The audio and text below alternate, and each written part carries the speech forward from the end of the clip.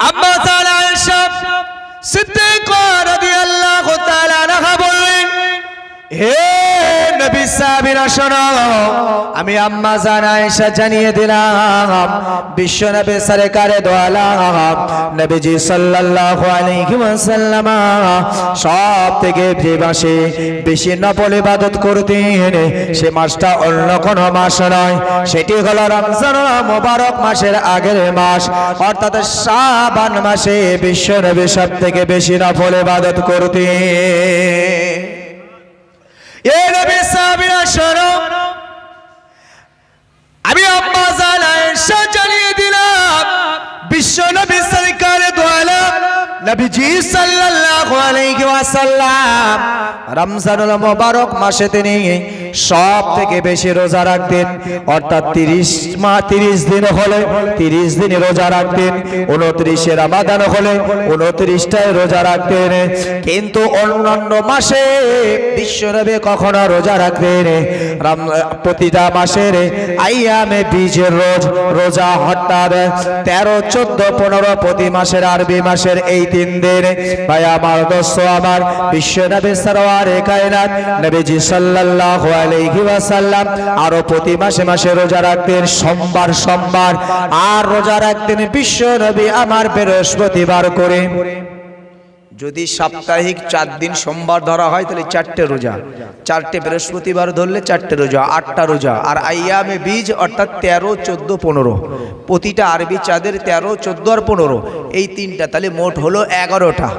সব থেকে বেশি বিশ্ব নবী রোজা রেখেছেন অন্যান্য মাসে 11টা। আম্মা জান আয়েশা বলছেন, হে নবী সাহাবীরা শুনে রাখো, আমি আম্মা জান আয়েশা জানিয়ে দিলাম বিশ্ব নবী সরকারে দো আলম নবীজি সাল্লাল্লাহু আলাইহি ওয়াসাল্লাম তিনি সব থেকে যে মাসে বেশি রোজা রেখেছেন সেই মাসটি হলো শাবান মাস। অন্য বর্ণনায় পাওয়া যায় আম্মা জান আয়েশা বলেন, ও নবী সাহাবীরা শোনো, বিশ্ব নবী সরকারে দো আলম নবীজি সাল্লাল্লাহু আলাইহি ওয়াসাল্লাম আমি শাবান চাঁদের 27টি রোজা রাখতে দেখেছি। একবার জোরে বলো। এই শাবান মাসে রাসূল 27টি রোজা রেখেছেন। আম্মা জান আয়েশা বলছে তিনি জানেন। তো আম্মা জান আয়েশার কাছে সাহাবীরা জিজ্ঞাসা করলেন, তো রোজা যে রাখতেন রাসূল, তো প্রথমের দিকে বেশি রাখতেন না শেষের দিকে বেশি রাখতেন? আম্মা জান আয়েশা বললেন, ও নবী সাহাবীরা, আমি আম্মা জান আয়েশা জানিয়ে দিলাম বিশ্ব নবী সরকারে দো আলম নবীজি সাল্লাল্লাহু আলাইহি ওয়াসাল্লাম তিনি শাবান মাসের প্রথম থেকে রোজা রাখতেন, শেষের কয়েকটি রোজা বাদ দিতেন। তার কারণ রাসূল ওই 2-3টে দিন আবার স্ট্রং হয়ে যেতেন। বিশ্ব নবী সরকারে দো আলম নবীজি সাল্লাল্লাহু আলাইহি ওয়াসাল্লাম সাহাবীদেরকে ডেকে বললেন, ইয়া মাসাবিনা শুনে রাখো, আমি রাসূল পাক সাল্লাল্লাহু আলাইহি ওয়াসাল্লাম আমি রমজানুল মুবারক মাসের প্রস্তুতি হিসাবে আমি রজব মাসকে বেছে নিয়েছিলাম। রমজানুল মুবারক মাসকে আমি রমজানুল মুবারক মাসের প্রস্তুতি হিসাবে আমি শাবান মাসকে বেছে নিয়েছিলাম। ওই জন্য রজব মাস আর শাবান মাসে আমি বেশি বেশি রোজা রাখতাম, কারণ এটা হলো রমজানুল মুবারকের জন্য প্র্যাকটিস। একবার জোরে বলুন। যখন খেলাধুলা হয় যে অমুক জায়গায় একটা আমাদের গ্রামের ছেলেদের একটা টুর্নামেন্ট আছে, ক্রিকেট হোক, ফুটবল হোক, হাডুডু হোক, তো তার আগে থেকে আমাদের একটা প্রস্তুতি থাকে। তার রাসূল বলছেন রমজানুল মুবারক মাসে আসলে উদ্দেশ্য হলো রমজানুল মুবারক মাসে রোজা রাখা হলো ফরজ, অর্থাৎ ওই রোজা আমার দ্বারা যেন একটাও যেন মিস না হয়, সেই লক্ষ্যে বিশ্বনবী আমার তিনি আগে প্রস্তুতি নিতেন, কারণ খেলার ময়দানে নামবো যেন জিততে পারি, হারার নিয়াতে নয়। তাই রাসূল রজব মাস ও শাবান মাস থেকে তিনি প্রস্তুতি গ্রহণ করতেন, রোজা রাখতেন বেশি বেশি। কেন? এই জন্য যেন রমজানুল মুবারক মাসে তার রোজা রাখতে অসুবিধা না হয়। ভাই আমার দোস্ত আমার, রব্বুল আলামিন আল্লাহ পাক কোরআনে কারীমে তিনি জানিয়েছেন, ইন্না আনজালনাহু ফি লাইলাতিন মুবারাকা। এ আমার দুনিয়ার গোলামেরা শোনো, আমি রব আমি আল্লাহ জানিয়ে দিলাম দুনিয়ার জিন্দেগিতে উম্মতে মুহাম্মাদের জন্য আমি বিশেষ কয়েকটি রাত রেখেছি, যে বিশেষ কয়েকটি রাতে আমি রব আমি আল্লাহ তাদের খুব নিকটস্থ হয়ে যায়, আমি খুব তাদের কাছাকাছি হয়ে যাই। তারা আমি আল্লাহ আমার কাছে চাইবে, আর আমি রব আমি আল্লাহ তাদের ঝুলি ভরে দেওয়ার জন্য তৈরি থাকি। একবার জোরে বলা। তার মধ্যে একটি রাত আসছে এই শাবান মাসের 14 দিবাগত রাত, 15 তারিখের রাত, যে রাতটিকে আমরা শবে বারাত বলে থাকি। সব মানে হলো রাত, বারাত মানে হলো ভাগ্য।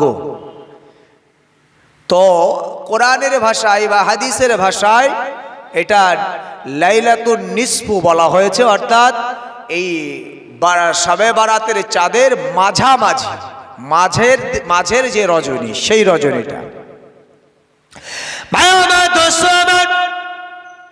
এই শাবান চাঁদে মহান আল্লাহ পাকের নবী সাল্লাল্লাহু আলাইহি ওয়াসাল্লাম তিনি বেশি বেশি কোরআন তেলাওয়াত করতেন। ভাই আমার দোস্ত, আমার রাসূল তেলাওয়াত করেছেন। আমাদের সমাজেও শবে বারাতকে উদ্দেশ্য করে কোরআন তেলাওয়াত করা হয়, কিন্তু আমাদের কিছুটা চিন্তা, আমাদের কিছুটা ফিকিরে ভুল। আমরা খালি মনে করি ইমাম দিয়ে ঘরে তেলাওয়াত করতে হবে, এটাই যথেষ্ট। আসলে তো ইসলামের ভাষা এটা নয়, কোরআন হাদিসের সিদ্ধান্ত। আসলে তুমি শবে বারাতের মাসে কবে ইমাম পড়বে আর ইমাম যাবে কি যাবে না, ওটা তোমার চিন্তা হওয়া উচিত নয়। বরং শবে বারাতের মাস পড়ে গেল, শাবান মাস পড়ে গেল, তুমি ঘরে প্রতিদিন কন্টিনিউ তুমি যা জানো তাই তেলাওয়াত করো। এটা হচ্ছে রসুলের সুন্নাহ। ইমাম সাহেবদের পড়ানো কিন্তু রসুলের সুন্নাহ নয়। কিন্তু আমরা অনেক মানুষ আছি কোরআন পড়তেই জানি না, তো কি করবো, মনে মনে ভাবি যে অন্তত ইমাম সাহেব এসে পড়ুক, বা প্রতিটা বাড়িতে বাড়িতে ইমাম সাহেব পড়ে, চলুন কোরআন পড়া তো ভালো, ইমাম সাহেব পড়ছেন আলহামদুলিল্লাহ, আরো ভালো। তবে আসল উদ্দেশ্য ঠিক রাখতে হবে যে আপনাকে নিজে পড়তে হবে, আপনার নিজে পড়ে। এটা হলো পড়া, এই পড়াটা হলো সুন্নাত। নবীজি সর্বদা তিনি নিজে ঘরে কোরআন তেলাওয়াত করেছেন শাবান চাঁদে সব থেকে বেশি বেশি। এই শাবান চাঁদে রব্বুল আলামিন আল্লাহ পাক আমাদের জন্য বারাকাত সম্পন্ন রাত রেখেছেন, যে রাত সম্পর্কে বিশ্ব নবী সরকার দো আলম নবীজি সাল্লাল্লাহু আলাইহি ওয়াসাল্লাম বললেন, হে আমার উম্মত উম্মতিনা শুনে রাখো, আমি বিশ্ব নবী জানিয়ে দিলাম তোমরা এই শবে বারাতের রাতে রব আল্লাহর দরবারে তোমরা নেক আমল করবে, আর এই নেক আমলের বিনিময় রব আল্লাহর কাছে তোমরা দোয়া করবে, প্রার্থনা করবে। কেন তোমরা দোয়া প্রার্থনা করবে?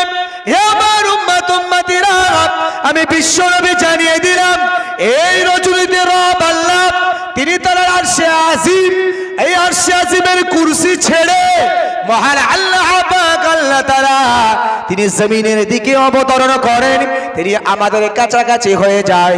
রব আল্লাহ তিনি আমাদেরকে ডেকে ডেকে বলতে থাকেন, হে আমার গোলামেরা, হে আমার বান্দা বান্দিরা, তোমরা কে কোথায় আছো? আমি রব আমি আল্লাহ তোমাদের কাছাকাছি হয়ে গেলাম। তোমরা আমি রব আমি আল্লাহ আজকের এই গুরুত্বপূর্ণ রাত, আজকে এই ভাগ্যময় রজনীতে তোমরা আমি রব আমি আল্লাহ তোমরা আমার কাছে চাও, তোমরা আমার কাছে চাও। রসুলে বলা মানেই মনে রাখতে হবে বিশ্বনবী সাল্লাল্লাহু আলাইহি সাল্লাম তিনি বলছেন, আল্লাহ বলেছেন এইভাবে। তো আল্লাহ চান, আল্লাহ বান্দাকে ডেকে বলছেন, বান্দা তুমি চাও।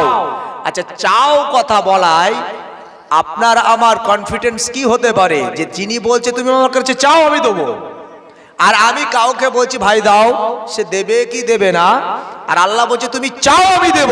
অর্থাৎ আমরা ওই দিনে রবের কাছে চাইবো।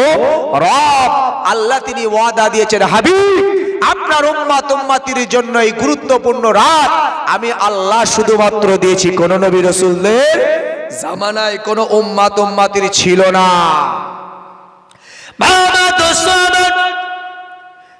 পৃথিবীর জমিনে নবী আদম আলাইহিস সালাতু ওয়াস সালাম আলাইসাল্লাম থেকে নিয়ে ঈসা রুহুল্লাহ পর্যন্ত কত নবী রাসূল পৃথিবীতে এসেছেন। কোন নবী রাসূল ভাই আমার দোস্ত আমার তিনি নিজেকে নিয়ে নিজে গর্বিত হননি যে আমি একজন নবী হয়েছি, আমি একজন রাসূল হয়েছি, আমি একজন পয়গম্বর হয়েছি। বরং ওই নবী রাসূলরা তারা আরো দোয়া করেছেন আল্লাহর দরবারে, হে রব, হে আল্লাহ, হে আমার স্রষ্টা মালিক, হে আমার খোদা, আপনি যদি আমাকে নবী না করে, আপনি যদি আমাকে রাসূল না করে, আপনি যদি আমাকে পয়গম্বর না করে, আপনি যদি আমাকে আখিরি নবীর উম্মত বানাতেন, আমরা খুব দামি হয়ে যেতাম। ভাই আমার দোস্ত আমার, হযরত নবী ঈসা রুহুল্লাহকে আমার আল্লাহ উঠিয়ে নিয়েছেন যেদিন জানতে পেরেছিলেন আখিরি নবীর উম্মতদের জন্য বিশেষ কিছু গুরুত্বপূর্ণ দিন থাকবে, যে দিনগুলো আল্লাহর দরবারে এত দামি, এত দামি। কোরআনের ভাষায় আল্লাহ আমাদেরকে বলেছেন, ইন্না আনজালনাহু ফি লাইলাতুল কদর, লাইলাতুল কদরি খায়রুম মিন আলফি শাহর। হে আমার গুনাহগার বান্দা বান্দিরা শোনো, লাইলাতুল কদর, এই লাইলাতুল কদর রাতটা হলো আমি রব, আমি আল্লাহ হাজার মাস অপেক্ষা আমার কাছে দামি। একবার জোরে বলো। যদি হিসাব করা হয় হাজার মাস অর্থাৎ 83 বছর 4 মাস, 83 বছর 4 মাস একটানা যে ইবাদত করলে যে নেকি হয়, এক রাত জাগরণ করলে খোদা আল্লাহ বলছে সূরা কদরের ভিতরে, লাইলাতুল কদরি খায়রুম মিন আলফি শাহর, হাজার মাস অপেক্ষা উত্তম আল্লাহ বলেছেন। এখানে তো সন্দেহের কোনো জায়গা নাই।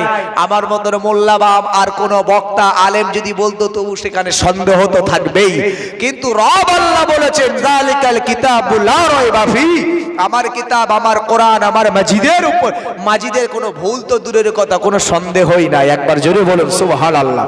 সেই কোরআন আমাদেরকে সাক্ষ্য দিচ্ছে 83 বছর 4 মাস একটানা ইবাদত করলে যে নেকি হয়, এমন গুরুত্বপূর্ণ রজনী রেখেছি।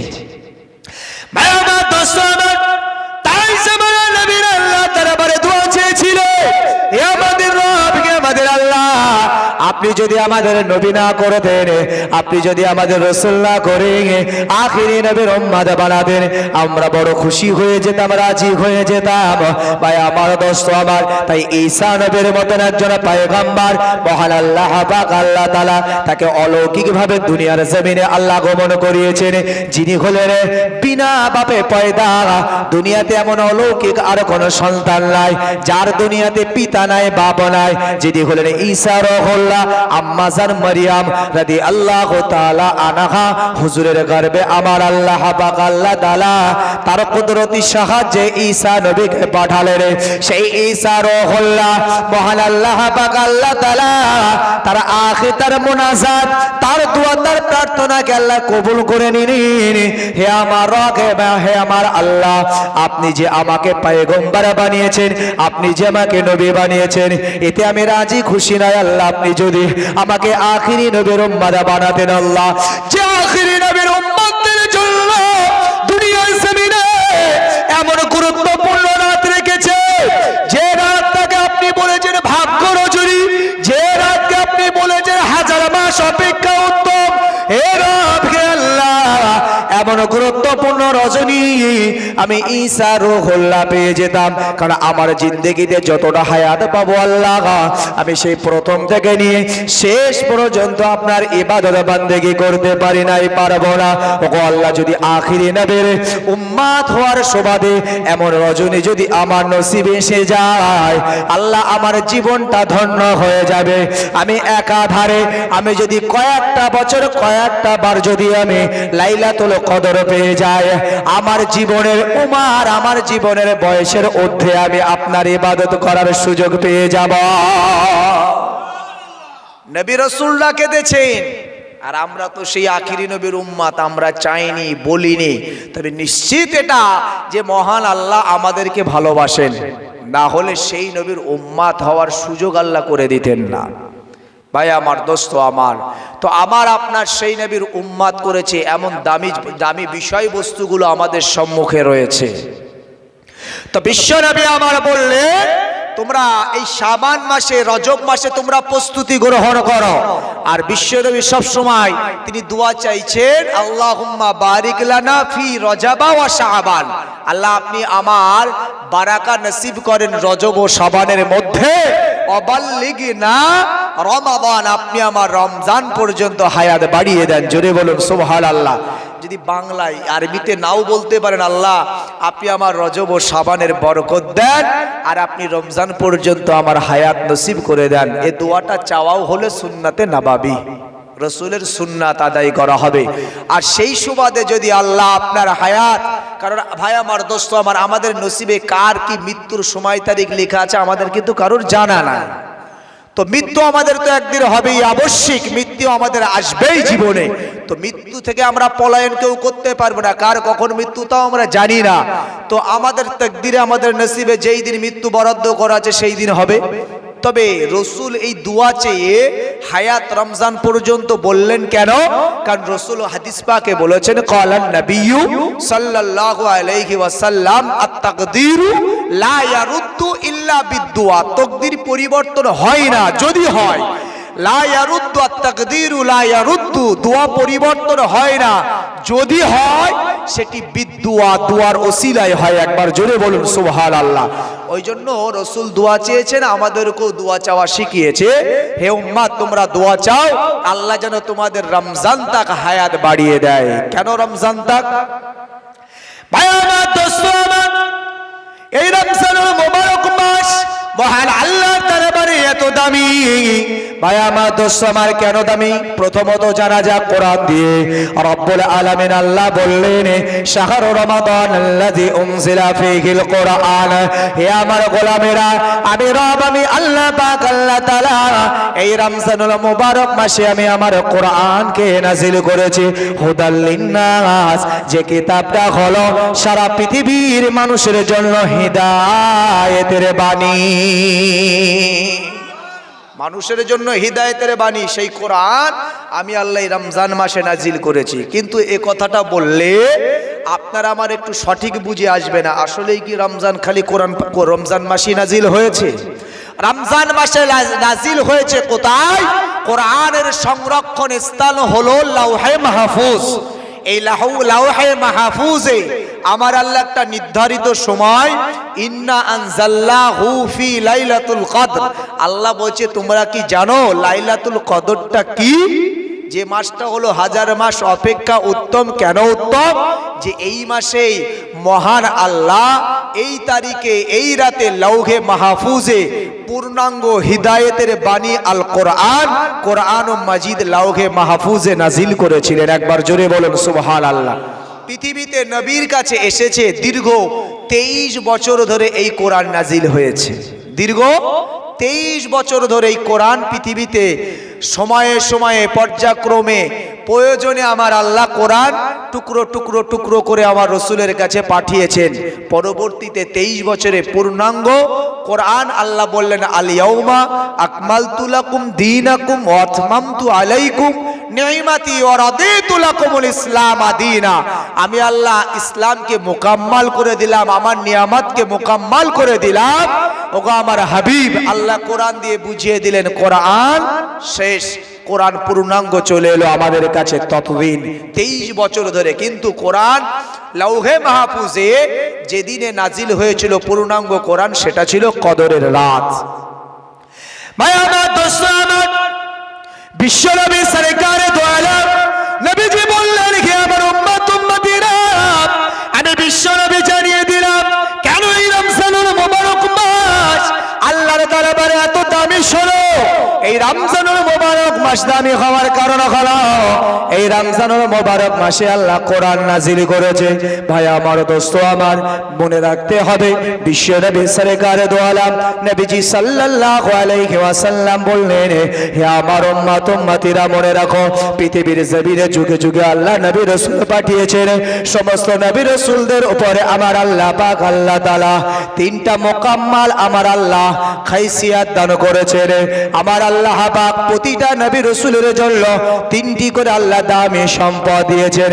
একটা দামি সম্পদ হলো প্রতিটা নবী রাসূলদেরকে আমার আল্লাহ নিষ্পাপ বানিয়েছেন। বলুন সুবহানাল্লাহ।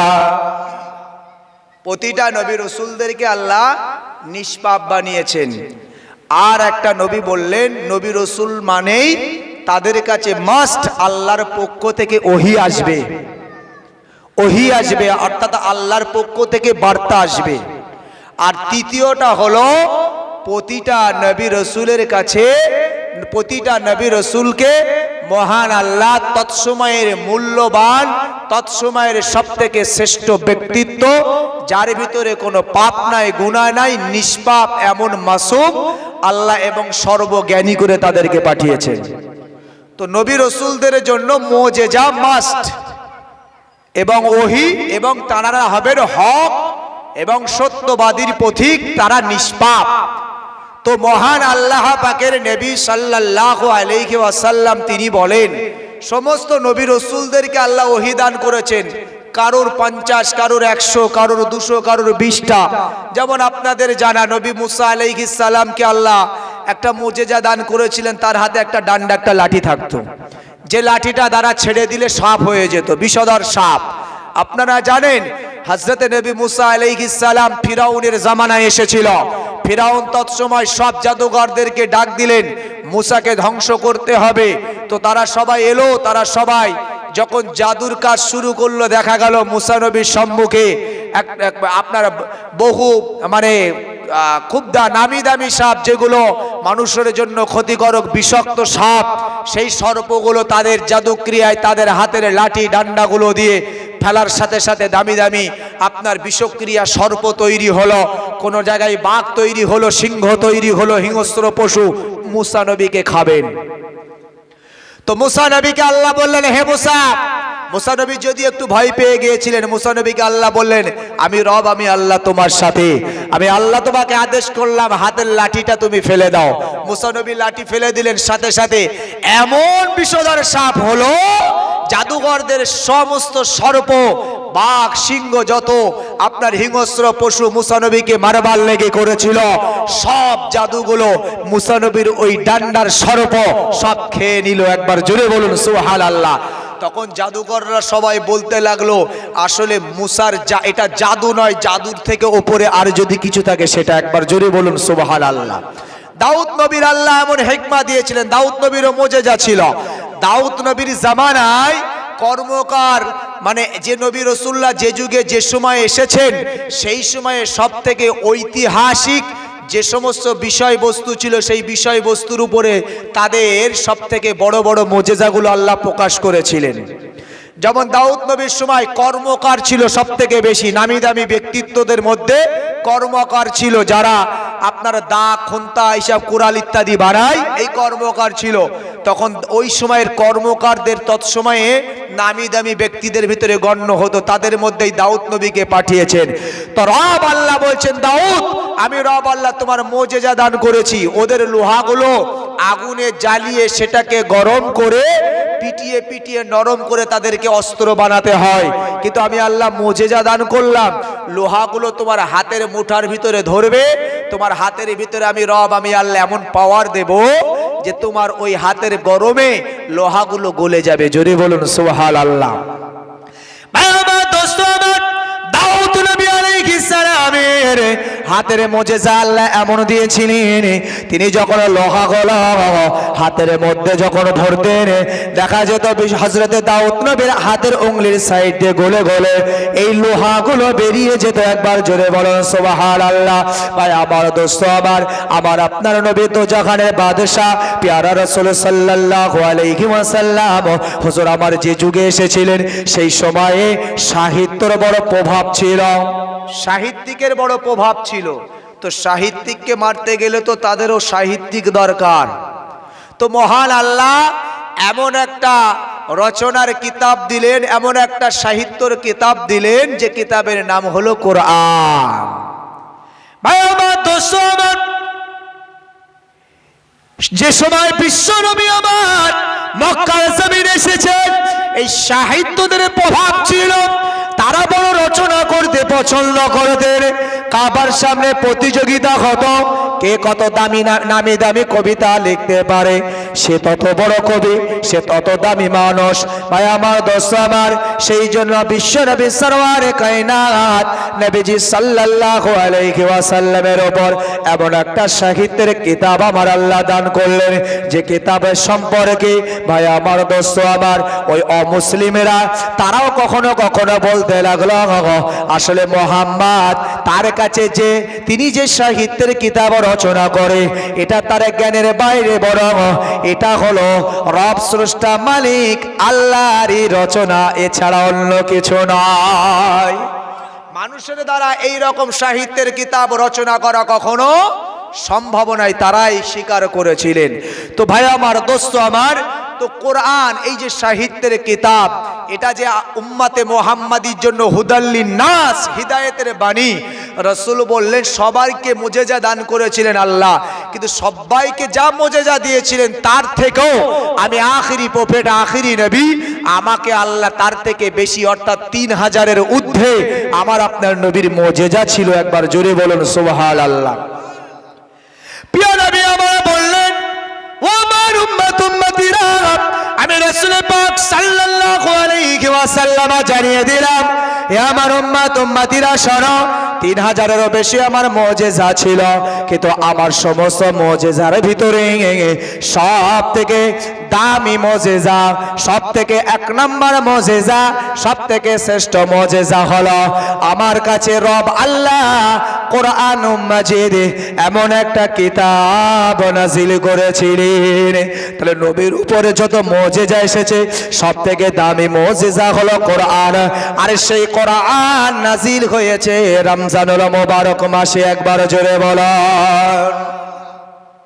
ভাই আমার দোস্ত আমার, এই রমজানুল মুবারক মাসে রব আল্লাহ বললেন, ও আমার হাবিব, ও আমার বন্ধু, আমি রব, আমি আল্লাহ, পৃথিবীর কোন নবী রাসূলের উপরে আমি আল্লাহ রমজান মাসের মতন এমন একটা নিখুঁত নির্ভেজাল একটা মাস আমি কারোর উপরে রোজাকে ফরজ করি নাই, বরং কোরআন শরীফে আল্লাহ তিনি জানিয়েছেন, ইয়া আইয়ুহাল্লাযীনা আমানু কুতিবা আলাইকুমুস সিয়াম কামা কুতিবা আলাল্লাযীনা মিন ক্বাবলিকুম লাআল্লাকুম তাত্তাকুন। হে আমার গোলামেরা, হে আমার বান্দা বান্দিরা, তোমরা নিশ্চিত রোজাকে ভয় পেও না, কারণ আমি রব্বুল আলামিন আল্লাহ পাক আল্লাহ তাআলা অন্যান্য নবী রাসূলদের উপরেও আমি রোজাকে ফরজ করেছিলাম।